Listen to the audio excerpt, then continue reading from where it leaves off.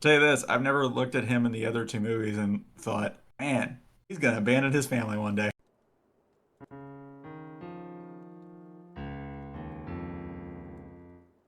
Welcome to Termo Boys Podcast. I'm your host, Cody.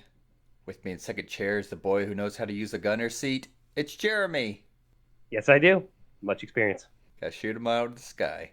With me in third chair is the boy who's gonna take Gozer down to hell with him. It's Ryan. Uh, You get him, Ryan. Get him. Damn. Sorry. It. Damn. Dang. oh, we're canceled. Today we continue on with Ghostbusters month by reviewing the newer Ghostbusters movie until the new one comes out this week with Ghostbusters Afterlife, the what's called the COVID Ghostbusters movie, which came out in 2021. If you're unaware, this was supposed to come out in like 2020 when COVID started, but they kept delaying it and delaying it, and eventually it came out late 2021. Because everybody had a hard time busting COVID. I can't speak for COVID, but maybe busting COVID makes you feel good. I can't wait for its lesser sequel. So, if you haven't noticed with our Ghostbusters movie, we kind of skipped one. We will Thank God. get into that in a few weeks, but Ghostbusters Afterlife, it's considered to be Ghostbusters 3. Ghostbusters 3 had been stuck in development hell for decades. Finally, they decided to continue it with Ghostbusters Afterlife. It does that thing where it soft reboots a series. It's kind of like what Episode 7 does, where Episode 7 is for the Star Wars franchise. That's what I'm talking about. But Episode 7 is pretty much the exact same story as A New Hope, but everything's kind of scrambled up. That's what a soft reboot is. Episode 7. I didn't know there was an episode 7. There's no episode 7. Don't start that. You know damn well. Don't know what you're talking about. But this movie, 2 hours long, it had a $75 million budget.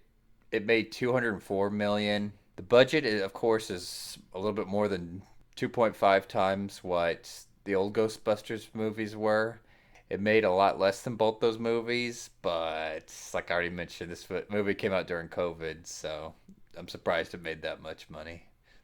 I remember me and Ryan watched this movie together in theaters, and Ryan had to really talk me into actually leaving my house. Wasn't easy. He used beef jerky. At least it wasn't theater chicken tenders. Oh, God. I think that Oh, was the my. following month. No, wait. That was probably a year later. Because it was that Jumanji movie. The soft reboot of that. Hard reboot of my stomach that night. And your guts as well. Betrayed by the chicken tendies. I think we've talked about that before. But anyways, Jeremy, essentially Ghostbusters 3. What were your first thoughts on it? I had not seen this one, surprisingly, and I enjoyed it for the most part. Sorry, I had to take that from you, Ryan. Okay. You owe me money. I'll give you my penny. What about you, Ryan? I really enjoyed this movie. It's a really good movie. For the most part. I knew that was coming. Even though I knew it was coming, here's mine. I really enjoyed this movie for the most part. It's unanimous. I You owe think me money. you'll get your check in the mail. So let's talk about what we didn't like about this movie. I'm gonna come out here and say it. This movie, it feels like Fallout 3 to Fallout 1 and 2, where I don't know if you get the analogy, Ryan, but I know Jeremy likely will, where they try to change the genre of a old movie or an old video game. Mm-hmm. Well said. The original two Ghostbusters movies, they were comedy movies where Ryan will sit there and quote them all day and night. Ryan, will you please start quoting this movie? Hi, Pete Venkman from the Home Office. And that's all I got. You know, I only have one that stuck with me, and it was Paul Rudd who said it. Science is the safety pin through the nipple of academia. That's the only one that stuck with me. The only one that really sticks with me is like when Podcast is telling Phoebe, he's like, oh, he's gonna bone your mom. And then Phoebe's like, oh, like I'm horrified or something like that. I can't even get the gist right. But that's what we're getting at. This movie doesn't have the memorable quotes that the old Ghostbusters have. Ghostbusters Afterlife, like I said, it's an enjoyable movie, and we'll get into that, but it's got a major flaw, and that's the fact of the genre change. This feels like it's more of an action-oriented Ghostbusters movie. Without a ton of action.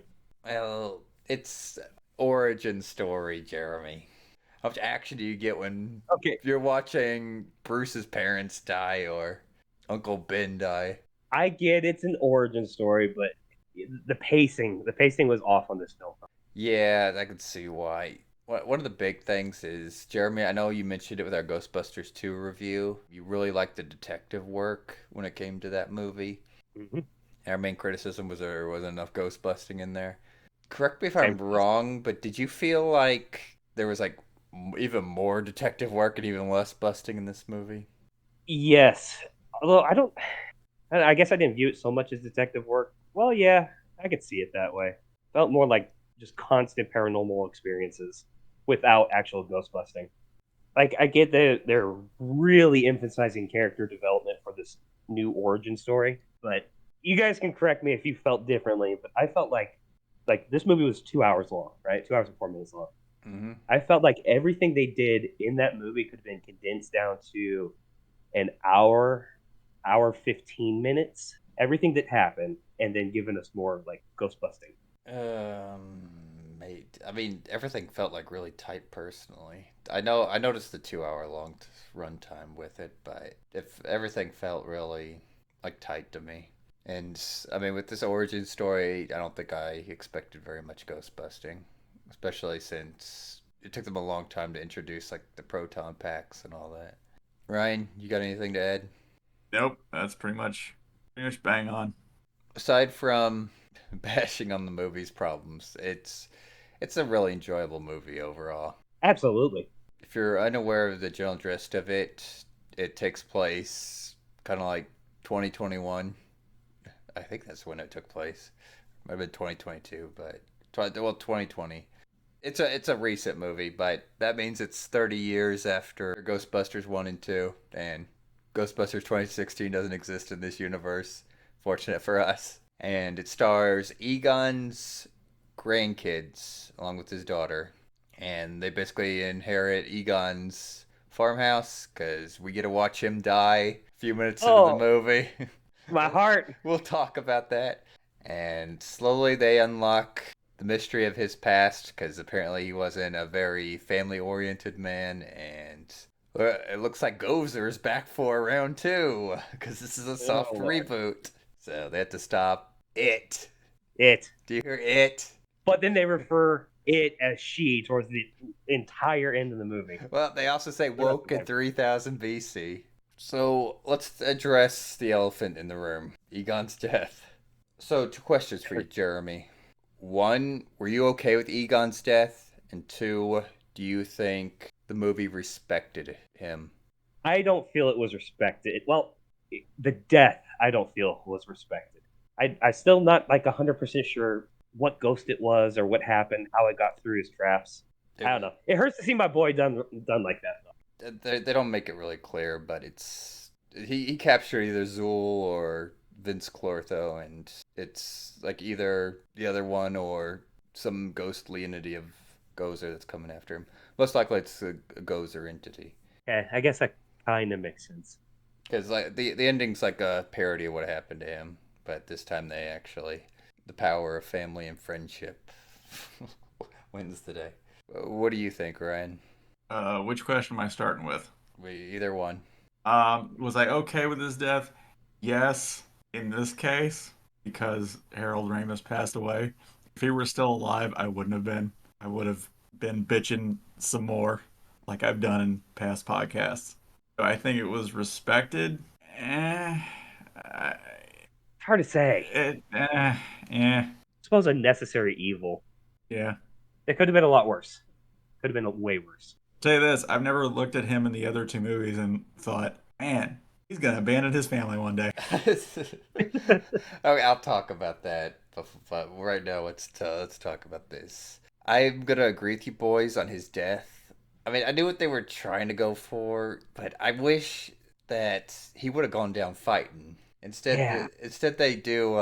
He's like, "Uh oh, my traps didn't work," and then goes and sits down in the chair so they could do a parody of like Dana getting sucked into the refrigerator. Like, I wish he would have pulled out the proton pack and started busting and went down fighting, but yeah, we don't get that. He kind of just, sorry to say it, but dies like a bitch. Yeah, yeah. Now the rest of what happens with Egon, I felt was completely respectful and well deserved. Like hit me in the heartstrings in the right way. Yep. I agree with you 100%. I mean, that's kind of what I was getting with the respected question. But Ryan, you were right because the reason they kill him off is because Harold Ramis died quite a few years ago. So it's not like he could be in the movie. But they still ended up working his character in there. Now, Ryan, you were I think it was Ryan that was getting at this. Yeah, I don't think Egon would have done this. Like this is like the whole thing Egon did. Like this is something I would have seen like Ray doing, where he off to a Oh, farm we're gonna and get to him. goes crazy. If you're unaware, that the Ghostbusters are kind of disbanded after the second movie. And by the way, they really don't act like it in this movie, but yeah, Ghostbusters 2 is canon. I was about ready to ask you that. So that's I Because gotta Red says there hasn't been a ghost sighting in 30 years. don't even start me on that. There's a lot of contradictions in this movie, Yeah. and that's like literally one of them. Like people don't believe in ghosts, but there is literally YouTube videos of like the Ghostbusters going to fight Gozer. It's like wouldn't there also be YouTube videos of a 100-foot marshmallow man or the Statue of Liberty walking through the city? Like these events would hit national television. Like where's the news? Like the existence of ghosts should have been proven at this point. But apparently, after Vigo was defeated, the ghosts. They say at one point they say 30 years was like there's been no ghosts around for like 30 years, but at the same time, whenever Phoebe, who's Egon's granddaughter, whenever she gets locked in jail and calls Ray's like he even admits like yeah after Vigo was defeated. Well, he doesn't. This movie it doesn't refer to Ghostbusters 2, but the director has said that Ghostbusters 2 canon. But after the events that happened, they would be lucky if they got one ghost a week, and then eventually Egon stole all their equipment, ran off, and they all had to go do different things. Wait. Hold up. Phoebe is Egon's granddaughter? Wow. Who wouldn't have seen that coming in the trailer? Yeah, we're at the next generation of Ghostbusters. But Ryan, what's your complaints on Ray? So there's a part where Ray explains that Egon went to him with what was happening, and Ray didn't believe him. Now I'll give you Peter didn't believe him. I may even give you Winston didn't believe him. But there's no way that Ray was like, "Come on, man." I think, Right? yeah, but Ray was kind of like, I think he was more pissed off. It was like, you screwed us over, and I'm out of the business now. And Well, honestly, there's a part where he doesn't believe that Gozer's coming. I mean, it could have been something else too, but whatever. It's a little out of character, but it's not like it ruins the movie for everyone. But like we said the last episode, Peter went back to teaching. Ray's doing the occult bookstore, and then Winston's like filthy rich because he got into finance. But just the more I think of it, like yeah, I don't think Egon would have been the one that grabbed everything and ran off. We were like dwelling on like the negatives of this movie. So Jeremy, tell me some positives on this movie. Nostalgia is a hell of a drug, and goddamn did they use it well in this movie. Like even during the slower parts, just they would bring in a little bit of nostalgia, and it felt good. You're talking member berries. I said bring something good. Now I'm gonna start ranting. One of my problems with this movie is the little nostalgia bits that they do, which Jeremy's talking about. Like Richard, like Egon's Ghostbusters suit pocket and pulls out like the wrapper for a Crunch Bar. Hey guys, remember the Crunch Bar? Hey guys, remember the Twinkie? Hey guys, who stacks books that way? Hey guys, remember mold, spores, and funguses? Look, we're gonna focus the camera on this thing for a little while. It's a lot. I He's mean, a big fan of South Park. I understand like doing like inside jokes to the first movie and callbacks, but like we've already mentioned, when it comes to this movie, it really doesn't make it its own. It's just calling back to things. It like doesn't make new stuff. What else is there, Jeremy, that's so I can shit on it? Jesus. All right. The cast was pretty spot on. Your cast is amazing. I have no problem. The only complaint I'd have with the cast is Egon's daughter, which is the mom in this movie. It's not the actress's fault, but the character's just like poorly written. Oh, I'm a single mom. I'm extra busy. I have no personality. She's a poor alcoholic. That's her. That's her personality. I thought I was gonna have a problem with the kids. To be honest, I was like, oh, here we go. Here's the new generation. The boy is going to be absolutely worthless and not going to be able to do anything throughout the movie, which he does do some stuff, which surprised me. And then the girl, I thought she was just going to be this power boss, which is inherently good at everything, which she is, but she's also Egon's granddaughter. So I give it some slack there. I thought I would hate the kids, but I actually wound up being okay with the kids. Yeah, that was like one of my main concerns going into the movie originally, but they make really good use out of the kids. The script's exactly where it needs to be putting kids into the movie. Which shocked the hell out of me. I thought I was in for a long ride immediately. I was like, oh. What are your thoughts, Ryan? They did Phoebe really well. I was surprised. Yeah, I like the use of the kids. Sets were neat too.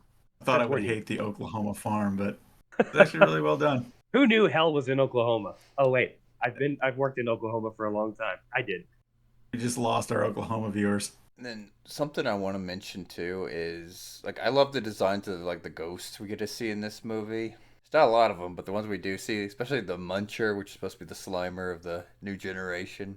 Like, all right, what the hell was Slimer? I'm bummed.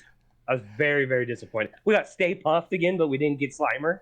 There's another complaint. It's like I've been over this. Why is the Stay Puft Company still in business? Like when your mascot goes rampaging through a city, you're not recovering from that. But there they are for $1.89 in Walmart.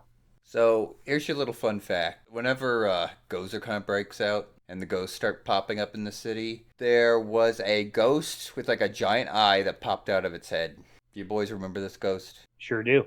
Yep. Now, Ryan, do you extra remember this ghost? From the real Ghostbusters cartoon? Yeah, so I went and was doing some research on the gunner seat and RC trap that they use in the movie. And I ended up going down a rabbit hole with the High Pop Ghost. Apparently it was a toy back in the 80s with the real Ghostbusters cartoon. It was in 2 episodes of the real Ghostbusters. And it was in some crossover with the Teenage Mutant Ninja Turtles. I didn't know that part. That's dope. I can't wait for the Ghostbusters Ninja Turtle crossover movie. By the way, there's been crossovers with Ghostbusters and the X-Files. Ray was in Casper, the Friendly Ghost. And apparently there's something to do with them trying to capture Beetlejuice. Really? Did I ever show you my VHS copy of a Super Mario Brothers cartoon when we were kids? If you did, I don't remember it. Why do you ask? Because there's a Super Mario cartoon back in the 80s, and they had this like section at the beginning and end of each episode where a live action Mario would come out. Yeah. And one of them was a ghost episode. And Ernie Hudson shows up in full blue uniform Ghostbusters regalia. I can't remember if he gets the ghost or not. But he even crossed over with Mario. They do a lot of crossovers. The thing I know from the cartoon is there's an episode where the main guy who played Mario goes, "Oh, fuck you, Luigi." Really? Yeah. I know that. Remind me after this review and I'll post the clip. Please do. But as I was talking about the gunner's seat, apparently that was something they added in the real Ghostbusters cartoon, and it made its way into this movie. A cartoon is a gift that keeps on giving. Even though they can't decide if it's canon or not. They keep it is in my head. They keep bringing canon stuff into this, so... Let's just pretend the court case that made him go out of business between 1 and 2 took a while to go through. Now, villains. Jeremy, what are your thoughts on round 2 with Gozer? I did not want to see Gozer again. I didn't want to see it. In the words of the great Peter Griffin, oh my god, who the hell cares? I wasn't a big fan of another Gozer appearance. Yeah, I agree with both of you. I mean, like I mentioned, soft reboot, so they wanted another round with Gozer. At least this one has a more satisfying conclusion. If you remember during our Ghostbusters 1 review, I said that I was never satisfied with how they beat Gozer because they just kind of aim at the pyramid, shoot it, and it blows up and takes care of everything. I'll give you that. This was an epic ending. Yeah, they end up lowering Gozer and Zuul and Vince Chlorine. If I was saying that wrong. Definitely Chlortho. Chlortho. It's chlorine. Back to the farm, and His it's like, brother John Argon. but the whole farm turns out to be like ghost traps, and they end up sucking Gozer and the dogs in. But it felt a lot more satisfying because I mean, like I said, this is supposed to be more of an action-oriented movie. Yeah, we get a beam clash, like straight up Dragon Ball Z style. Yes, we do. And then even more so Dragon Ball Z style, guess whose ghost form comes to help his granddaughter increase the power or stability of said beam? Cell Saga, anyone? Grandpa and granddaughter Kamehameha proton pack. It was so epic. Tell me that's not the first thing you thought. It was. Okay. Ryan has no idea what the hell we're talking about. Ryan will get the clip for you. It was 100% that. And it was so epic, too. I felt like that's where it did Egon justice. Like, Egon was helping the whole time, but this is where you actually got to see him. And it was just seeing, oh, it was badass. Yeah, he was floating invisibly throughout the movie, guiding them along, and then at the end you get to see him, Force Ghost version. yeah, stand for one last hurrah. If there was a moment to pull on the heartstrings, that was it. But Jeremy, what was your favorite scene? Well, easily the last scene, last fight. I could go for anything different.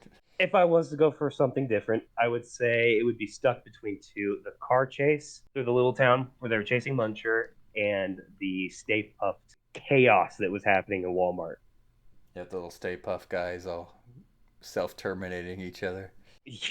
The little assholes, I'll tell you that. What about you, Ryan? I'm an 80s kid. Of course, seeing the OGs was my favorite scene. Right? I'll also give it to Ghost Egon helping Phoebe. Although, when I think of going to watch Ghostbusters, I don't think.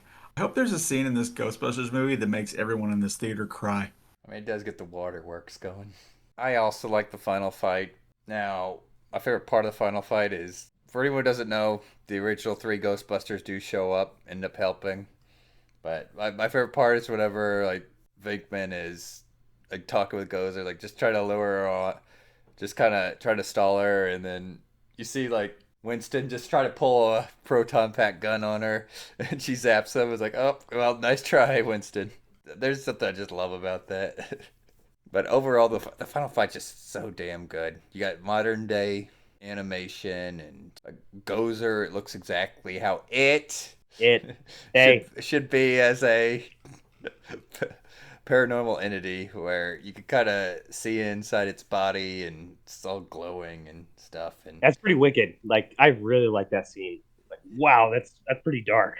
then they end up trapping Zuul in a trap, and it rips like Gozer like half apart, where it looks like a actual ghost. Yeah, that's the part I meant was like wicked dark that I started like. I was like, wow, that's pretty cool. No, I really didn't dress it, but yeah, like I didn't much care for a second round with Gozer. So here's the thing. In the original Ghostbusters, we learned that the skyscraper was built by Ivo Shandor. Well, the whole idea is this Oklahoma town. It was built by Ivo Shandor, where he was mining like the metal they would eventually use to build the skyscraper. So he's still alive, like kind of like ghostly preserved. It's like an old man. J.K. Simmons, that's J. Jonah Jameson from Spider-Man. Really? So I glad did he got not a know ton it of was him. screen time. I did not know it was him until I looked it up after. I did not know that, but I wish they would have not done the Gozer thing, and I wish they would have just made him the main villain of the movie. Done something different. I agree with you. Because in the Ghostbusters video game in 2009, he was actually the final boss. In that game, he killed Gozer and became some kind of demon, and you fight him. Now you doesn't necessarily have to do that, but it could have done something like really unique. Which, with that being said, it was still very satisfactory, even with the return of Gozer. I was completely happy with it. Yeah, like I said, they really stepped up what a final boss fight should be in this movie. Now, they really don't answer what's going to happen next. So apparently Gozer might be trapped in like hundreds of traps. Like, what's going to happen whenever they put that in the machine and another Walter Peck comes along and opens that damn thing? Gozer round 3. But actually, Jeremy, did you see the after credit scene? I did. I did. Are you Oh, you proud? actually stood I around this stuck time. around. Yep, I stood around for it. What about you, Ryan? I did not stick Both, around for the after credit scene. both in credit scenes I stuck around for, actually.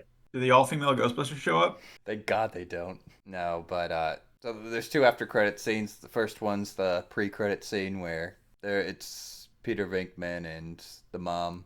Oh yeah. I'm so dumb. They're Yes. they're doing the whole tarot card reading with the shock machine and all that. But Remember that? yeah, remember that, everyone. Can't quote this movie, but hope you remember that. Then there's a second after credit scene, like actually after all the slow credits, which is Winston goes back in the firehouse and Our house. ready to reopen the ghost busting business. And it zooms down to the whole ghost containment machine, which is kind of tattered. There's a red flashing light on it, and it's shaking. Wait a minute. So you guys didn't see the final credit scene then? Cody, you know what I'm talking about? No. You didn't see that with Janine and Egon before Oh, Egon leaves? it's the coin. That is the scene I'm talking about, where they talk about the coin. Yep. That Okay. was that's from like Ghostbusters 1.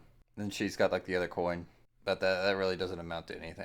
And I think Janine's supposed to be in Frozen Empire, but that's what I'm getting at is apparently the plot of Frozen Empire. There's some artifact that they use, and the demon that's gonna come. Or, well, I guess it'd be a ghost that comes out of there. Apparently, it's gonna unleash like every single ghost that the Ghostbusters ever captured. Pure chaos. God, I hope the real Ghostbusters is canon then. I think they probably are gonna flood with like real Ghostbusters and extreme Ghostbusters ghosts. Make a mess in that theater if I saw Pumpkinhead. They'll be working with the Santa Claus ghosts. Pumpkinhead was like the main villain of the show, wasn't he? Or at least a reoccurring one. I don't remember if he was reoccurring. I know he was popular, but I don't remember if he was reoccurring. I need to go back and watch that cartoon. That, that's what we're doing in a few weeks, Ryan. That's right. I couldn't be more excited. So, Jeremy, what are your hopes and thoughts on Frozen Empire? That they don't fuck it up. And it would be very easy to not do. 1, more ghost busting. 2, darker tone. 3, do not kill Vinkman. Well, the first two, it looks like that's what we're gonna get. I mean, like I said, all their ghosts are gonna get released. So now that they got the origin stuff out of the way, I think this is gonna be the Ghostbusters 2 we wanted, where they'll be doing a lot of ghost busting. And I mean, as you've seen, if you've seen the trailers, you've seen that the main villain in this next movie, it's freezing and actually killing people. That's pretty terrifying. Looking forward to it. Now, the whole Venkman thing, Ryan keeps on going on that he thinks Venkman's gonna die because his entire life he's been watching his heroes die. Yep. Going to be a very unhinged review if that's the case for Ghostbusters Frozen Empire. Be rambling and incoherent. Next time on Ryan Rants. I don't think they'll kill him. I mean, if they do, I think it's gonna be respectful. But the reason Ghostbusters 3 was always in development hell is Bill Murray was always a pain in the ass. So I got a feeling like this might be Bill Murray's last Ghostbusters movie. Yeah, he's getting older. And the older they're gonna have to CGI him in. But we will see if he dies. What about you, Ryan? What are your hopes and dreams? My hopes and dreams is that they don't kill any of the original Ghostbusters, any more of the original Ghostbusters. I hope none of the actors for the original Well, actually, the movie's already about to come out. I'm hoping for a fun romp. I'm hoping I don't jump too much in the theater. I hope I have a good time. That's so hard, Hollywood. What about you, Cody? Well, I mean, like I already said. Well, I didn't really say it, but Jeremy, you said it.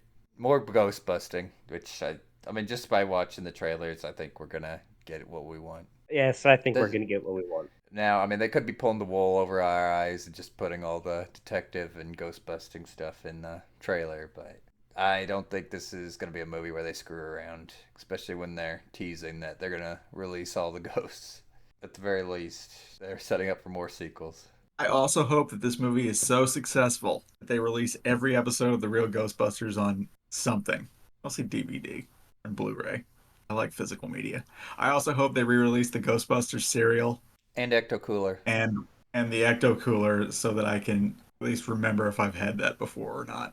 It's really looking like we're not gonna get either of those.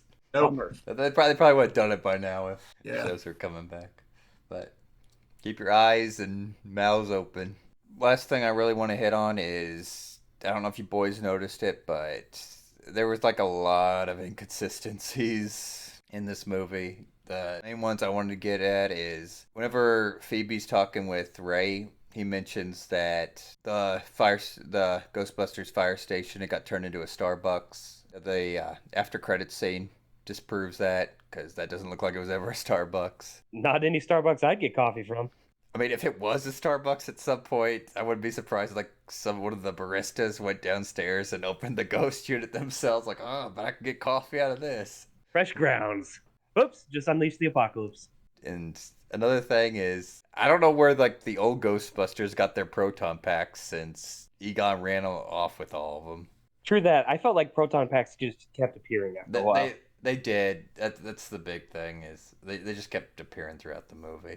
Especially the containment unit for like Gozer's like well thing. There was a lot of proton packs using that, but I mean those could kind of be written off as like maybe that was like Louis Tully's and the other three's proton pack. Meanwhile, Egon's was in his workshop. But even then, at one point, Vince Chlorine, where he's possessed, Gooberson, he ends up destroying the damn proton pack trap by like blasting of the others. Like, that's a nuclear accelerator. I'm surprised the whole thing didn't blow up. That bothered me too. I was like, aren't these things nuclear? Like, there'd be a lot bigger boom than that. I just thought of something else I want to cover. Jeremy, did busting make you feel good in this movie? The in-bust made me feel good in this movie. What about you, Ryan? I mean, I'm busted seeing all the OGs back. We're talking about ghost busting, numbnuts, not busting alone. Oh. No. Eh. Tell me if I'm wrong, but it felt like really dangerous this time around. Yeah, it did. Like the Muncher ghost is like shooting shrapnel like a machine gun, and the dogs weren't playing around this time around. No. Like, if you were watching like Ghostbusters 1 and 2, it's like, man, I'd love to do this. This feels like really safe. Yeah, this feels fun and enjoyable. This one is like, no, this is serious. Like, is this really what I got myself into? I'd still fucking do it. I'd be wearing like bulletproof armor, but yeah. Absolutely. And the other thing that inconsistencies when they all suited up and all the suits magically fit, even including 12-year-old Phoebe. How is Egon, who's probably 6 feet plus, his suit going to fit her? They could have at least done the Louis Tully thing where he put on Egon's suit and it was too big for him. Right? I would have respected that, or at least like cuffed it up a little bit. But like, no, it just magically fit everybody. You're nitpicking, Jeremy. Yes, it's the little things that get me. All right, before we pass the topic, we're going to do Jeremy's favorite segments we haven't done in a while. Boys in action. Yay! So, Jeremy, if you were in this movie, where would you die? Oh, easily. The gunner seat. I'd be a little Phoebes. I'd hit that little button and launch me out into the car next to it. Instant fatality. What about you, Ryan? Also the gunner seat. I'm going to differentiate from these boys and go 2 minutes earlier whenever the podcast kid he blew his Aztec death whistle and then Muncher started shooting shrapnel at him. I would have been hit by all the shrapnel and died there. Gone out in a blaze of glory. Speaking of that, what you boys think of Podcast's character? I was fine with Podcast. He was like the comic relief, even though Phoebe was the one doing the quote-unquote jokes. Her dad jokes, Jeremy. I know, but it's just not the same as Egon. Again, nitpicking, but that's me. Yeah, I like him. He was funny. He got a few chuckles out of me. Yep. I loved his character. He's doing a supernatural podcast that only has 1 subscriber. Turns out it's a Ray that's subscribed. He really found his voice around the 46th episode. He did have a quote. Yeah, this cast was stellar. Overall, great movie. Yeah, we might have complained a lot, but we complained because we loved it. We're also the nitpicking boys. So, Jeremy, pass the topic on to you. What do you guys think of the whole, like, I guess, well of hell idea? And I guess more so Egon suppressing it. I really love the idea, but it goes back to, like, Gozer being the villain of the movie. Because they mentioned it at one point in the movie, like, miners were sacrificing themselves by jumping down into the hole. So it's probably their ghosts, especially with that undead miner. It shows up supposed to be like the taxi driver in the first movie. But I think if they would have made Ivo Shandor the villain instead of, hey guys, remember me? I'm actually here now, and then immediately dies, then it would have, I think it would have probably had a bigger payoff. Evo Shandor did get done dirty. It's quite the fatality. I don't know. What do you think, Ryan? Well, the Well of Hell is how I describe my entire existence, so I feel a little ripped off. Other than that, it was a cool idea. Visually good looking idea. Agreed. Wish And I Evo think Shandor would have stuck around. I did enjoy it.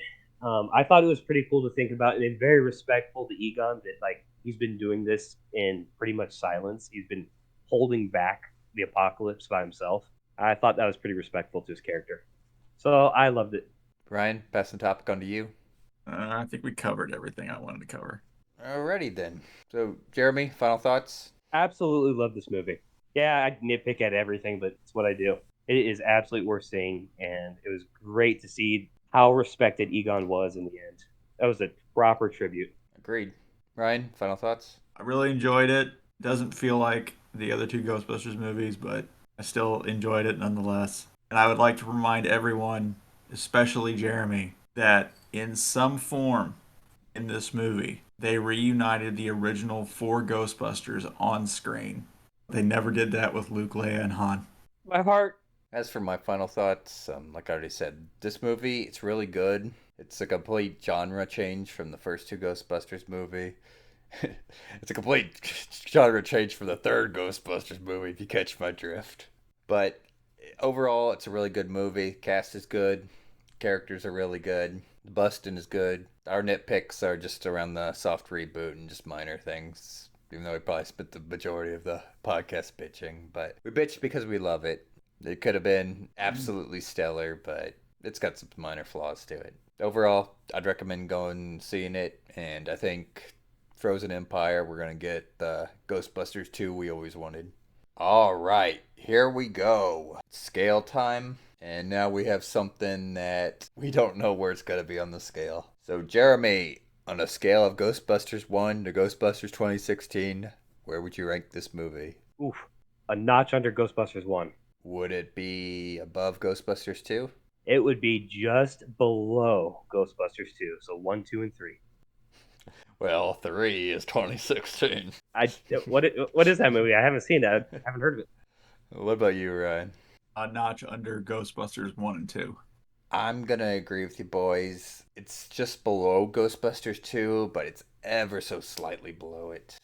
I think the genre change kind of shakes the whole thing up. Hopefully, whenever we get to Frozen Empire, it'll rank a lot higher.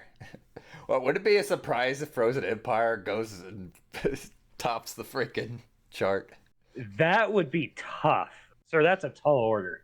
But it would be a nice surprise. We'll see. For all we know, they could the whole thing up. It's more likely, but I don't we'll think see. so. There's a lot riding on this. There's a very dedicated fan base. They really f***ed everything up with 2016, and I think they've learned their lessons. So we'll see. All right, everyone. Thank you for listening to another episode of the Tairimo Boys podcast. Don't forget to like, subscribe, leave a comment, tell us how much you love new Ghostbusters reboot, and don't forget to ring that motherfucking bell. Stay tuned for more episodes. Stay tuned for more Ghostbusters month and a half or 2 months or whatever the hell we're doing. We're getting to the cartoons here pretty soon.